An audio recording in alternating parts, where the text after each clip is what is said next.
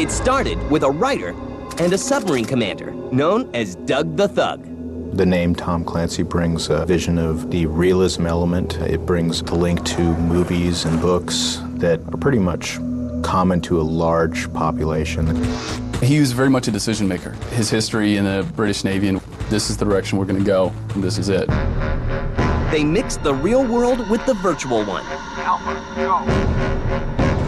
It was something that I hadn't seen anybody really do that well before or do at all. So it was a military shooter, but based on realism. Man down! Need the backup now! And jump-started a whole new genre of gaming. Among first-person shooters, which tended to be set on alien worlds or in haunted houses or in crazy dungeons, this game was set in the real world. You were fighting real enemies that real people can expect to face. It wasn't always easy. Working on Rainbow Six definitely is one of the war stories of the company. Yet they created one of the most respected and successful franchises ever. When Rainbow Six became popular, I told my wife that it was lightning in a bottle, but it was a lie, because lightning in a bottle only happens once. Gear up and get ready for the story behind Red Storm Entertainment. Am I safe now? Escorting hostage.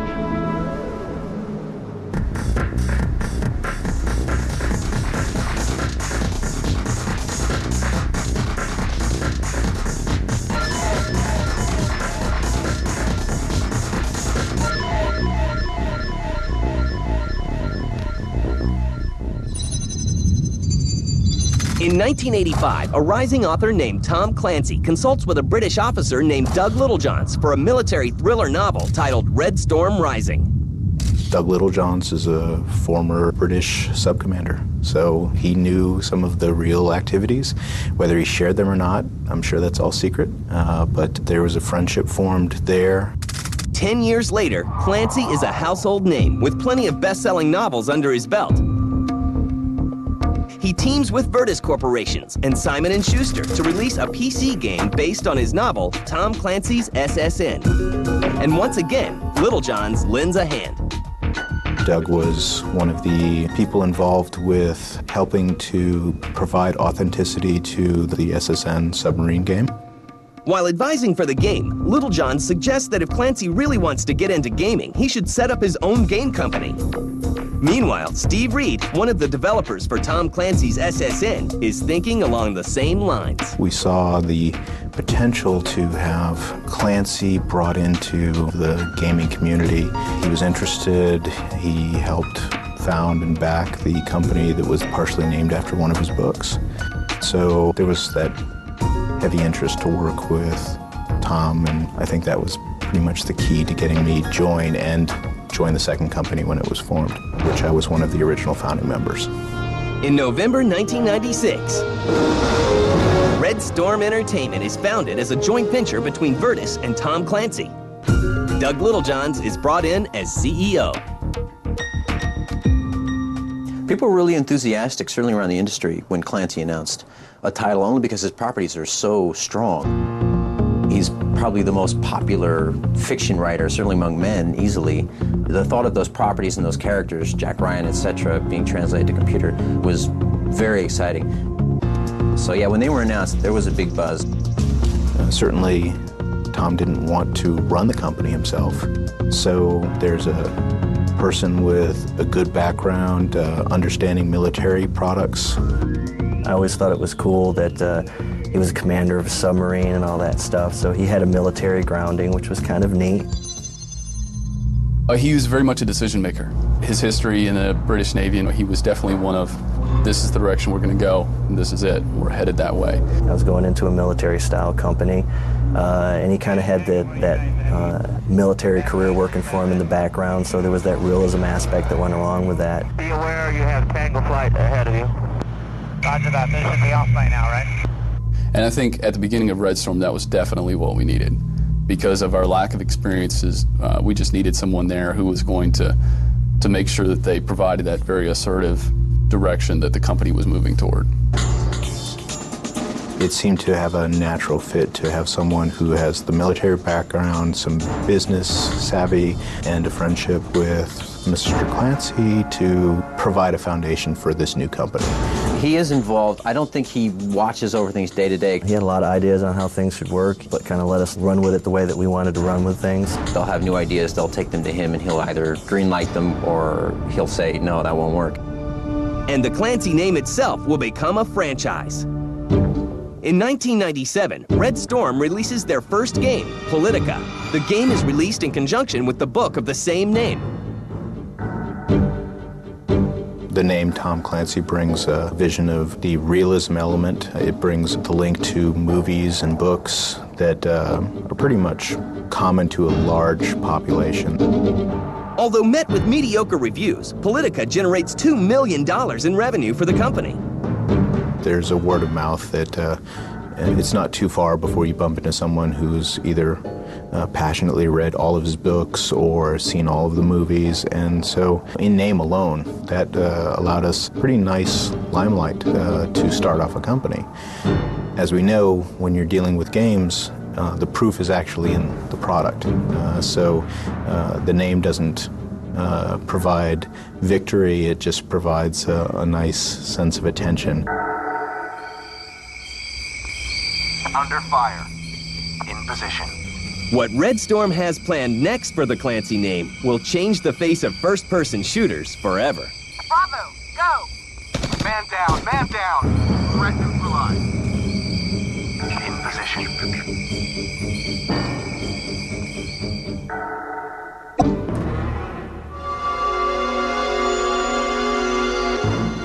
With their first game, Politica, behind them, Red Storm Entertainment focuses on something completely different. A first-person shooter called Tom Clancy's Rainbow Six. Working on Rainbow Six definitely is one of the war stories of the company. It's easy to see that when you're starting out as a small independent company that there is a make-or-break sense of, you have to have a strong product. We were really trying to establish a brand, and that's a huge hurdle for a new young company. It was first announced on our cover, PC Gamer cover, as a bit of a surprise. People were sort of looking at us askance, like, why is this game here? And we thought we were taking a bit of a flyer on that one. We'd seen the game, and we knew it was wonderful. But no one else really knew what it was or what it was about. So when we put it on our cover, that's considered in our office one of the biggest gambles we ever took. As development starts, Clancy makes a critical call. It must have a heavy focus on realism. Well, it imposed difficulties, but I wouldn't say that's the reason why the game would be difficult.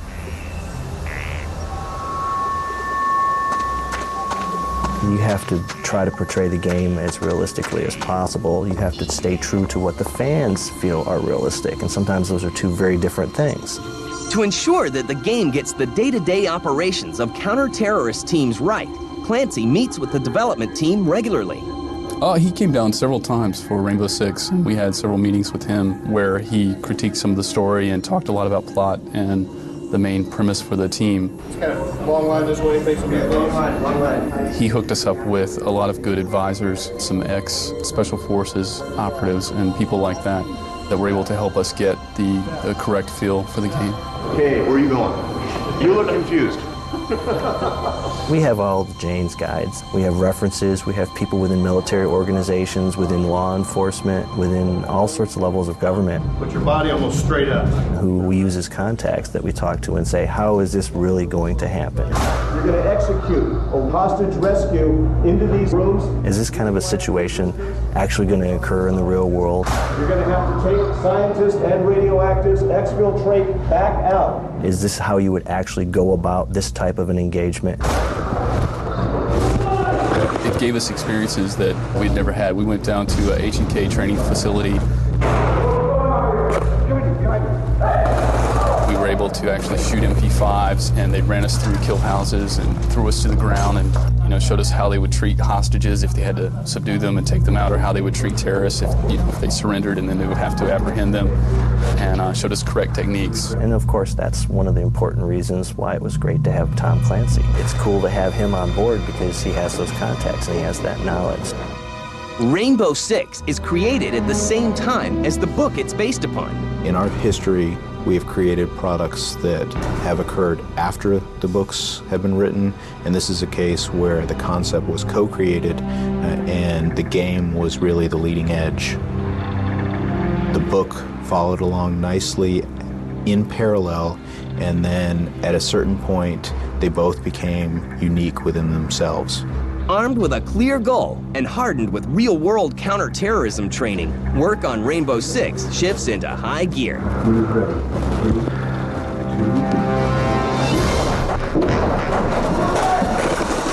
We were all really excited about it because it was our first big game, first big experience, and so we were looking forward to it. The majority of staff was working on that product. We were putting in about 60 to 80 hours a week for about 6 to 8 months, so working through weekends and holidays and things like that. Really, we learned a lot about how to make games because that product was an incredible stress and burden on the company to get it done. In 1998, Red Storm releases Tom Clancy's Rainbow Six. The novel is released weeks later. Both are a success. Sales of the Rainbow Six game helped the company reach $16 million in revenue that year. Your mission is to disarm all explosive devices and neutralize the aggressors. At first, it was staggering. In position. The reviews and whatnot that came in were generally very, very good.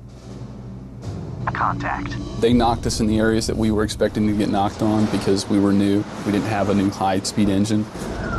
But a lot of people loved the gameplay, and they loved the tactical problem solving that you had to do. So it was very exciting. In position. And very rewarding.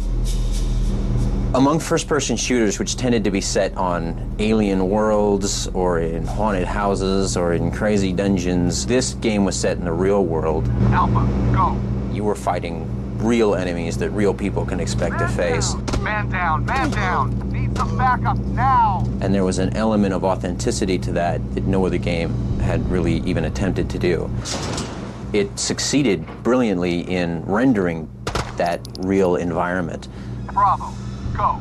That was what was different about Rainbow Six. That's what it was unique. It really felt like a real tactical situation as opposed to running away from an alien carnivore. Bomb neutralized. Not only is Clancy pleased with the results, but so are the people that he writes about in his books. We had a lot of SWAT people, a lot of military people playing our game and giving us feedback, sending us emails. Under fire. Tango down. Man down, man down. That was sort of affirmation and confirmation that we had done a very good job of representing those forces well. Tango down. Rainbow Six creates an entirely new subgenre, squad-based tactical shooters. Development of an expansion pack called Eagle Watch and a full sequel to Rainbow Six begins right away. We decided to launch additional material in forms of mission packs, and that actually created a wonderful cycle for the company where we offset full production of large-scale games against producing some of the additional mission pack materials. And then we had basically 9 months to get a sequel out to a hit game. That's not a very big period of time in gaming standards. So we had a very robust feature set that we were trying to put in to make sure that we stayed loyal to the fans, but also to ourselves. The name of their first sequel is Rogue Spear. So now we could push for that stuff to get into Rogue Spear. And everybody was so very passionate about it and very excited about it. Escorting hostage. In September 1999, Tom Clancy's Rainbow Six Rogue Spear is released and becomes another instant hit. Red Storm's revenues for that year hit $60 million. Rogue Spear was a chance to really sort of flex and really try to experiment and do some new stuff. Buoyed by their success, Red Storm decides to try something new, but the results will be just shy of disastrous. Mission failure. A hostage was killed. Come with me. Right behind you. Escorting precious cargo. After the release of Rogue Spear in 1999, Okay. Red Storm tries to break away from the first-person shooter genre it's known for. We've had a few other types of games that haven't been these major brands. Some of them have been other Clancy-style games where they were attached to a series of his books. There were Shadow Watch and Ruthless.com. But the results are disappointing. You want them all to be great, but sometimes they're not going to work well. And we're just lucky that we've had some good successes to counterbalance the ones that haven't done so well, but we're still proud of them because we know that the people really put their heart and soul into them. They worked really, really hard, and unfortunately, sometimes it just doesn't happen. Red Storm decides to return to what they do best. Realistic tactical shooters. They really found what they did well, which was the tactical shooters, and they made a mint on that. In May 2000, the company is acquired by French publisher Ubisoft for $45 million. With a new publisher and newfound resources, work begins on Red Storm's next big game, but it isn't part of the Rainbow Six series. We wanted to diversify a little bit. We wanted to make sure that we had other things that we could rely on, and make sure that we were creating and we could do different things. Starting from crouch. Ghost Recon takes the gameplay style of Rainbow Six. Let's go outdoors, let's go military. Instead of being part of a counter-terrorist team, the game puts you in the boots of an elite special forces unit in the Army. We really tried to take that whole concept of squad, military-oriented, and to really just sort of, a good analogy is sort of take the safety off.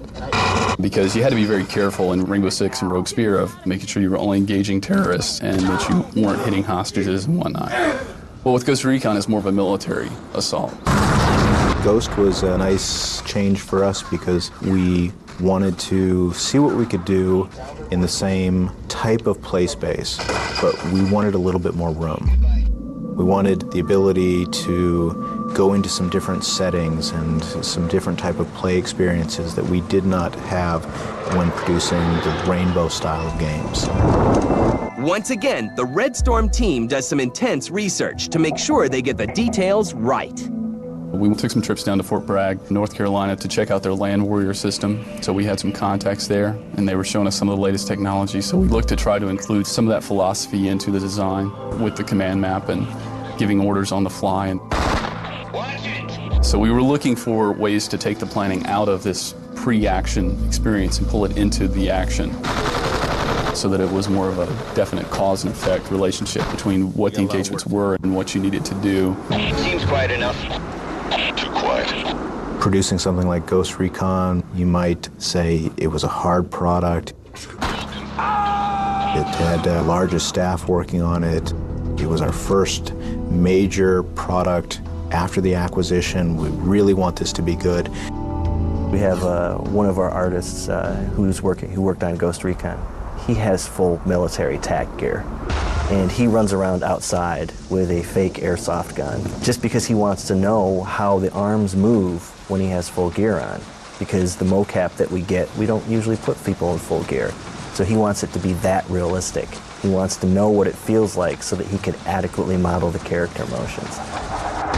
In 2001, Tom Clancy's Ghost Recon is released. Once again, a game from Red Storm is showered with praise, including a Game of the Year award from PC Gamer magazine, and sales reaching 1.8 million units. It's a tremendously good feeling when you ship something and you get awards of praise from your peers or from magazines. Even the simple tip of the hat on someone's personal website, they're all equal in praise. There's someone saying they enjoyed your game. Meanwhile, the Rainbow Six series continues without Red Storm. We really wanted to invest the time we needed into Ghost Recon, but we also didn't want to walk away from our Rainbow franchise. You know, it's your baby. You brought it up, you raised it, you were there from the very beginning, and then it's sort of like sending it out into the world to get somebody else. Alpha, go, go, go! After the acquisition, it was perfect for us to go up to Montreal and say, look, you know, this is what the next version should be like, but we can't do this now. We can't do this in-house. So can any of your teams do this? That's the start of a collaboration that has finished now with the GMing of Raven Shield, Rainbow Six 3. The reins to the Rainbow Six franchise are taken by Ubisoft Montreal. Although the transfer goes smoothly, At times you sort of see things and you're like, oh wait, is that right? And then other times you see things and you go, wait, that's actually wrong. Let me show you what's correct, you know, and so you need to shift this over here. And so there were times where they actually did some stuff that was very innovative that we were excited to see, especially the on-the-fly commands window where you can just point to a door and tell people. Open door. Yes, sir. It was like, excellent, that's a great innovation. The franchise needed that. Ubisoft Montreal releases Rainbow Six Raven Shield in 2003. Meanwhile, Red Storm looks to the future, and the Clancy brand continues to expand with games like Splinter Cell. We continue enjoying to make these style games. There's always some features that you weren't able to get into the last version, and I think that's what drives most of us to wanting to keep going and going with the same type of game, is that there's more that we can do with this. You're not supposed to be here. There's more variations, and we just want to keep going. Today, Rainbow Six has sold 7 million copies worldwide, and its legacy continues to be felt by the gaming world. They've been a very big influence. That really impacted with gamers this sort of new take on real environments and real tactics and real enemies. And that all goes back to Red Storm and the gamble they took on Rainbow Six. Let's get back in